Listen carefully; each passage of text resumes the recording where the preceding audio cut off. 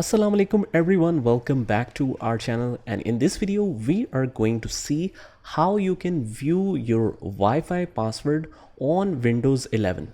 So if this is the first video you are watching on our channel, then click on the subscribe button to subscribe to our channel so that you can get notified of all the future videos.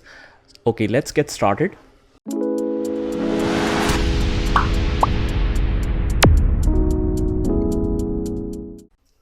So what I'll do is I'll go to start menu and write control panel here, and then click on internet and network, and here you can go to network and sharing center.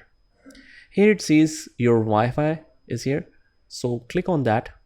And now let's click on the wireless properties, go to security, and you can click on show characters. So this is my Wi-Fi password. Pretty simple, right?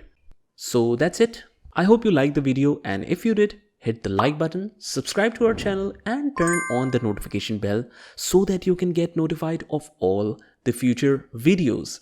This is Saad signing off from today's video. Take care.